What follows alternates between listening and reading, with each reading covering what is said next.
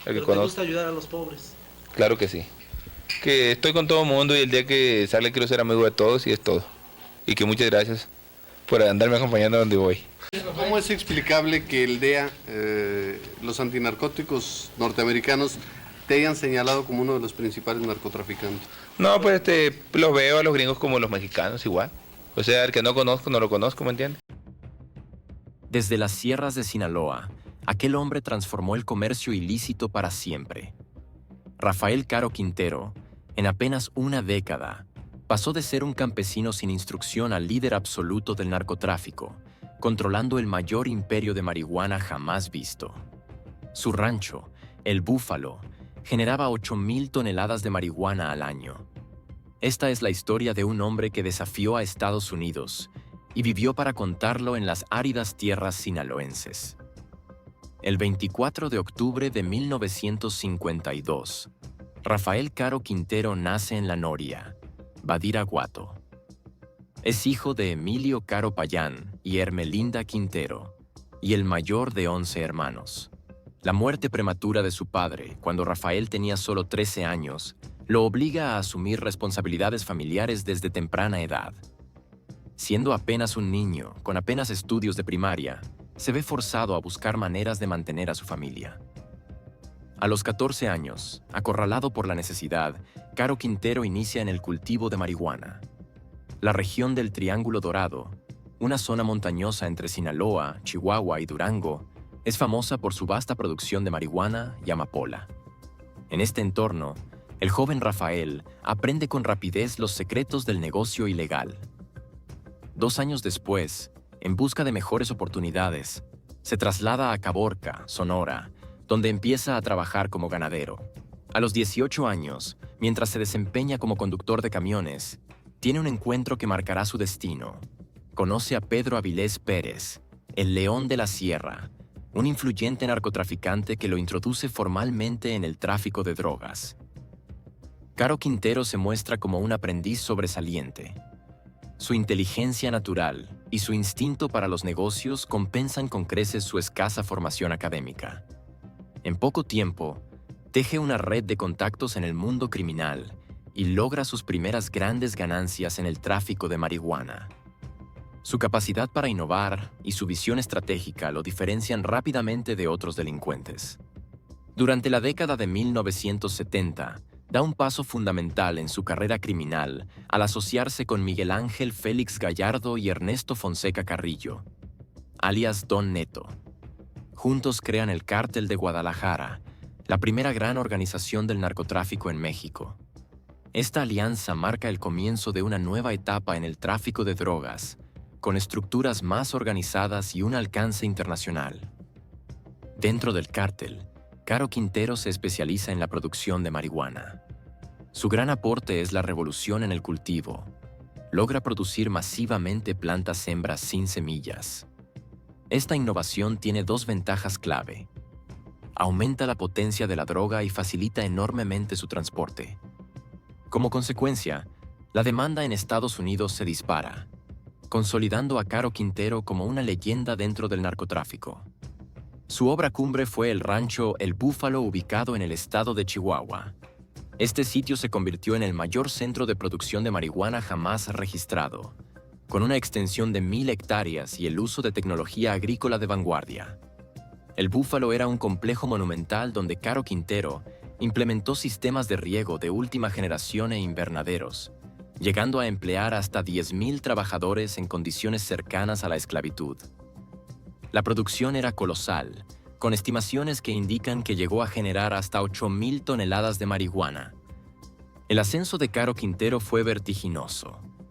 Antes de cumplir los 30 años ya había acumulado una enorme fortuna, lo que le valió el apodo de El Príncipe de la Marihuana, un título que reflejaba tanto su éxito como su juventud en un mundo dominado por capos más experimentados. Su riqueza le permitió llevar una vida de lujos y excesos, moviéndose en los círculos más exclusivos de Guadalajara. El éxito con la marihuana fue solo el inicio. Pronto el Cártel de Guadalajara amplió sus operaciones al tráfico de cocaína, estableciendo alianzas estratégicas con poderosos grupos criminales de Colombia, incluido al infame Pablo Escobar, Esta diversificación disparó las ganancias del cártel a niveles descomunales. El imperio de Caro Quintero creció rápidamente, estableciendo rutas de tráfico por tierra, mar y aire, dominando el flujo de droga hacia Estados Unidos. Conforme su influencia aumentaba, su organización logró infiltrarse en autoridades, militares y funcionarios gubernamentales de alto rango, tejiendo una red de protección que garantizaba la impunidad de sus operaciones. Para ese momento, la fortuna de Caro Quintero se estimaba en $500 millones. Adquirió 38 propiedades en distintos estados de México e invirtió en negocios aparentemente legítimos, como hoteles, discotecas. La ostentación se volvió legendaria. Vestía ropa de diseñador, portaba joyas exuberantes y organizaba fiestas extravagantes. En medio de este agosto, conoció a Sara Cosío Vidaurri en una discoteca de Guadalajara. Sara, sobrina de un influyente político, se convirtió en su amante, desatando escándalos públicos y el rechazo de su familia. Esta relación simbolizaba el poder y la impunidad del narcotraficante.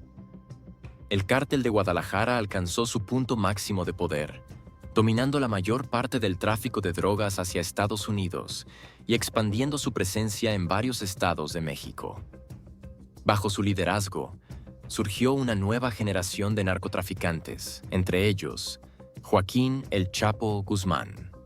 La producción de marihuana en el Búfalo alcanzó cifras récord, estimándose en 8,000 toneladas anuales, generando ingresos incalculables y consolidando a Caro Quintero como una figura legendaria, conocido como el narco de narcos. Sin embargo, lo que parecía un imperio invulnerable comenzaba a mostrar fisuras. La creciente atención de las autoridades estadounidenses y la soberbia de Caro Quintero pronto pondrían en riesgo todo lo que había construido. El príncipe de la marihuana estaba a punto de enfrentar su desafío más grande, uno que transformaría para siempre el panorama del narcotráfico en México. Enrique Kiki Camarena, un agente encubierto de la DEA, logró infiltrarse en el rancho El Búfalo. Su hallazgo provocó una operación masiva. 450 soldados mexicanos irrumpieron en el lugar, destruyendo 8,000 toneladas de marihuana, lo que representó un golpe devastador para el prestigio y las finanzas del cártel de Guadalajara. Cegado por la furia y confiado en su poder, Caro Quintero cometió el que sería su error más costoso. El 7 de febrero de 1985, ordenó el secuestro del agente Camarena y del piloto Alfredo Zavala Avelar. Ambos fueron capturados y sometidos a una tortura despiadada.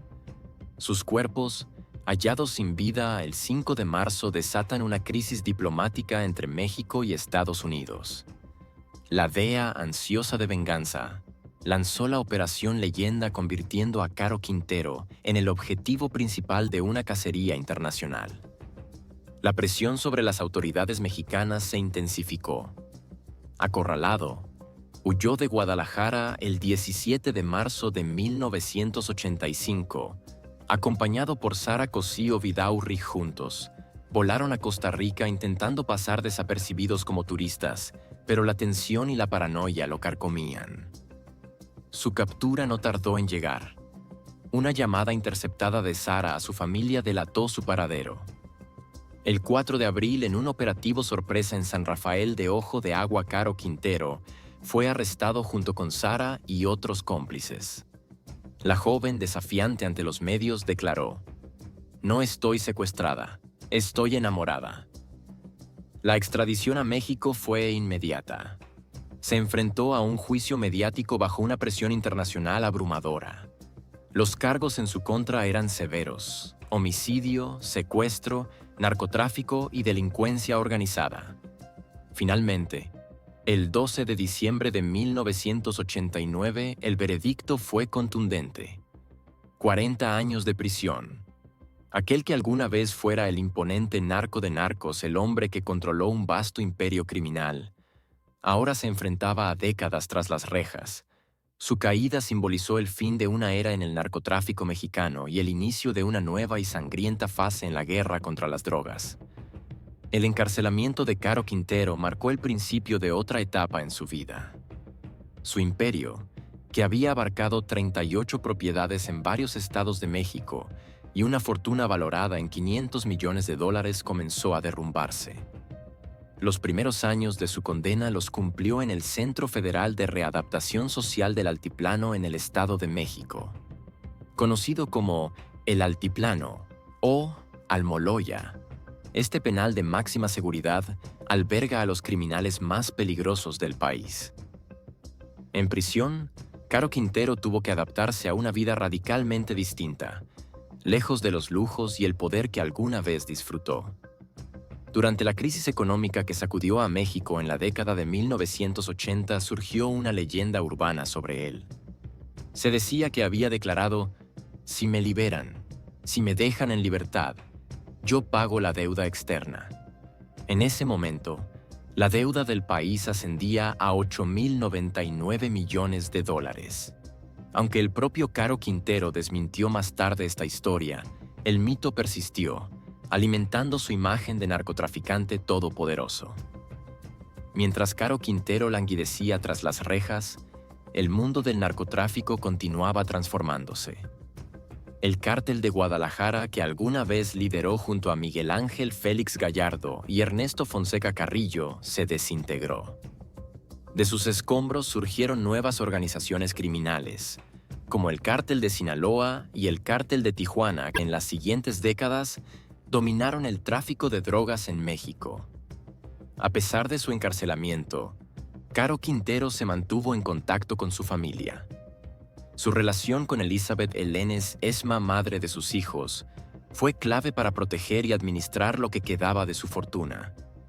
Las autoridades estadounidenses sospechaban que, incluso desde la prisión, continuaba involucrado en operaciones financieras y lavado de dinero a través de una red de empresas manejadas por sus familiares. En 2007 fue trasladado al penal de máxima seguridad de Puente Grande. Este cambio de ubicación, justificado por razones de seguridad y control, alteró su rutina diaria y limitó aún más su capacidad de comunicación con el exterior. 3 años después, en 2010, fue nuevamente reubicado, esta vez en el reclusorio preventivo de Guadalajara. Este último traslado ocurrió luego de que un juez federal le otorgara un amparo, argumentando que el gobierno no había logrado demostrar que aún representaba una amenaza de alto nivel. Durante su tiempo en prisión, Caro Quintero fue descrito como un hombre tranquilo y reservado, de pocas palabras. Sin embargo, su influencia en el mundo del narcotráfico no desapareció por completo. Se rumoreaba que continuaba dirigiendo ciertas operaciones desde su celda, aunque a una escala mucho menor que en sus tiempos de esplendor.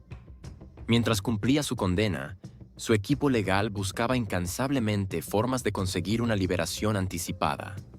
Los cambios en el sistema judicial mexicano abrirían nuevas oportunidades para apelar su caso, pero la constante presión de la DEA, que jamás olvidó el asesinato de Enrique "Kiki" Camarena, complicaba cualquier intento de obtener clemencia.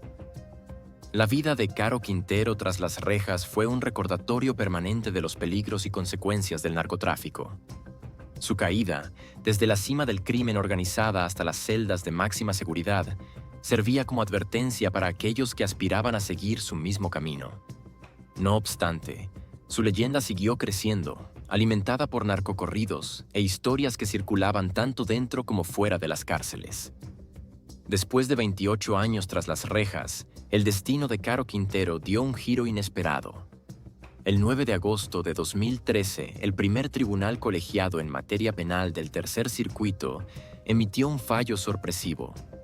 Su juicio había sido llevado indebidamente en el fuero federal. Con este argumento, ordenaron su liberación inmediata, alegando que Enrique "Kiki" Camarena no era un agente diplomático ni consular, por lo que el caso debía haber sido juzgado en el ámbito local. Durante la madrugada, Caro Quintero abandonó el penal de Puente Grande, causando conmoción tanto en México como en Estados Unidos. Con 60 años, el ex jefe del Cártel de Guadalajara se esfumó en las sombras del Triángulo Dorado. Aquel capo que alguna vez acumuló una fortuna estimada en $500 millones, tuvo que adaptarse a una vida austera, refugiándose en campamentos improvisados y durmiendo en sacos de dormir. Quedaban atrás las 38 propiedades que poseían en Jalisco, Zacatecas, Sinaloa y Sonora, mientras los rumores sobre su desfile se multiplicaban por todo el país. En 2016, la periodista Anabel Hernández logró una hazaña informativa al entrevistarlo en la clandestinidad. En ese encuentro secreto, el capo, entonces de 63 años, negó rotundamente cualquier conflicto con otros cárteles, como se especulaba en la prensa. No conozco a los hermanos Beltrán Leiva. No tengo relación con ellos. A El Mayo Zambada lo vi hace muchos años, pero a sus hijos no los conozco, declaró. Además, aseguró haber perdido toda su fortuna durante su tiempo en prisión y afirmó no tener intención de volver al narcotráfico. Sin embargo, sus palabras contrastaban con los movimientos que ocurrían en el mundo criminal. La reacción internacional no se hizo esperar. Estados Unidos expresó su indignación y la DEA manifestó su profunda preocupación. Peter Carr, vocero del Departamento de Justicia, aseguró que la agencia seguiría con sus esfuerzos para que Caro Quintero enfrente cargos en territorio estadounidense. Esto avivó tensiones diplomáticas entre ambos países, desatando un debate sobre soberanía judicial y cooperación internacional en la lucha contra el narcotráfico. No obstante, la libertad de Caro Quintero sería efímera. El 16 de enero de 2015, la Suprema Corte de Justicia de México anuló la orden de liberación y emitió una nueva orden de aprehensión. Así, el narco de narcos se volvió a convertir en prófugo. Con 12 años de sentencia aún por cumplir, se desató una intensa búsqueda para capturarlo. El FBI lo incluyó en su lista de los 10 criminales más buscados, ofreciendo una recompensa de $20 millones por información que llevara a su detención. Esta cifra representaba la segunda más alta en la historia de la agencia, solo detrás de la ofrecida por Osama Bin Laden. Las autoridades mexicanas y estadounidenses lanzaron operativos conjuntos mientras los rumores sobre avistamientos de Caro Quintero se multiplicaban por todo México. A pesar de la intensa búsqueda, el capo no perdió el tiempo. En 2017, fundó el Cártel de Caborca, estableciendo nuevas rutas de tráfico en Sonora. Reclutó antiguos aliados y nuevos miembros, demostrando una sorprendente capacidad de adaptación a las dinámicas cambiantes del narcotráfico. El resurgimiento de Caro Quintero desató una guerra territorial. Los chapitos hijos de Joaquín El Chapo Guzmán se enfrentaron al capo veterano por el control de las rutas hacia Arizona. El norte de Sonora se convirtió en un campo de batalla, con la violencia que afecta gravemente a las comunidades locales. Para fortalecer su organización, Caro Quintero buscó nuevas alianzas. Se especulaba sobre una colaboración con el Cártel de Juárez para disputarle territorio al Cártel de Sinaloa. Estas estrategias lo posicionaron nuevamente como una figura relevante en el narcotráfico. La guerra alcanzó su punto álgido con 2 eventos clave que sacudieron el mundo criminal. El 11 de junio de 2016, un grupo armado atacó La Tuna, Badiraguato, el pueblo natal de la madre de El Chapo. 2 meses después, en agosto, los chapitos fueron secuestrados en el bar La Leche en Puerto Vallarta, Jalisco. Según informes de inteligencia, Caro Quintero habría estado involucrado en ambos hechos junto con Nemesio Oseguera Cervantes, el Mencho, líder del Cártel Jalisco Nueva Generación. Esto dejó claro que su influencia en el crimen organizado seguía vigente. La escalada de violencia en Sonora y Chihuahua dejó una estela de destrucción, afectando la economía local y la población civil. El Cártel de Caborca se forjó una reputación de brutalidad, disputando ferozmente el territorio con Los Salazar, brazo armado del Cártel de Sinaloa. A pesar de su edad, Caro Quintero demostró una impresionante capacidad de adaptación al nuevo mundo del narcotráfico. Su organización incorporó tecnología moderna utilizando drones para vigilancia y transporte de drogas, además de sofisticar sus sistemas de lavado de dinero mediante criptomonedas y negocios digitales. Aún así, no abandonó por completo sus raíces. Mantuvo cultivos de marihuana con técnicas avanzadas, un reflejo de sus días como el príncipe de la marihuana en los años 80. Su figura se convirtió en un mito viviente dentro del narcotráfico, con nuevos narcocorridos que narraban sus hazañas recientes. Esto generó debates sobre su verdadera relevancia. ¿Seguía siendo un capo poderoso o solo era una sombra de su pasado glorioso? Más allá del narcotráfico, su influencia se extiende a la política y sociedad. Se sospechaba de su intervención en elecciones locales y estatales, así como de su capacidad para infiltrarse en instituciones de seguridad y justicia. Además, construyó una red de apoyo en comunidades marginadas, reavivando la discusión sobre la relación entre el narcotráfico y la sociedad. Se le comparaba con figuras como Pablo Escobar, lo que alimentaba aún más el mito en torno a su legado.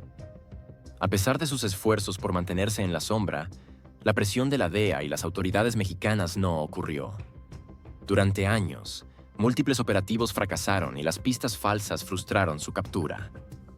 Caro Quintero se convirtió en un fantasma, logrando evadir incluso las tecnologías de rastreo más avanzadas. Finalmente, el 15 de julio de 2022, la inteligencia mexicana lo ubicó en San Simón, Chua, Sinaloa, cerca de la frontera con Chihuahua y Sonora. La Marina Mexicana, en conjunto con la Fiscalía General de la República, desplegó un operativo especial. En un giro inesperado, fue Max, un perro de la unidad canina, quien localizó al capo oculto entre los matorrales, demostrando que a veces la vieja escuela supera a la tecnología. A sus 69 años, Caro Quintero fue capturado. Su aspecto envejecido, con el cabello teñido de negro, contrastaba con la imagen del imponente narcotraficante de los años 80. Vestía una camisa bien planchada y una chaqueta, lejos de parecer un fugitivo desesperado. Las autoridades mexicanas y estadounidenses celebraron la captura como un triunfo histórico, poniendo fin a casi una década de búsqueda desde su polémica liberación en 2013. Sin embargo, la victoria tuvo un alto costo. Un helicóptero Black Hawk que participó en el operativo se estrelló en Los Mochis, Sinaloa, cobrando la vida de 14 marinos mexicanos. Este trágico accidente ensombreció el éxito del arresto y generó controversia sobre las circunstancias del siniestro. ¿Qué sigue para Caro Quintero? Durante los primeros interrogatorios, Caro Quintero permaneció en silencio. Su vasto conocimiento sobre la red de corrupción y complicidad que permitió el florecimiento del narcotráfico en México despertó preocupación entre políticos y funcionarios. La posibilidad de que hablara generaba incertidumbre. Algunos esperaban revelaciones explosivas, mientras que otros temían las consecuencias de sus declaraciones. Inmediatamente, comenzó una batalla legal y diplomática. Estados Unidos solicitó su extradición para juzgarlo por el asesinato del agente de la DEA, Enrique Kiki Camarena, en 1985. Su equipo legal buscaba evitar su traslado, argumentando violaciones a sus derechos humanos y cuestionando la legalidad del proceso de extradición.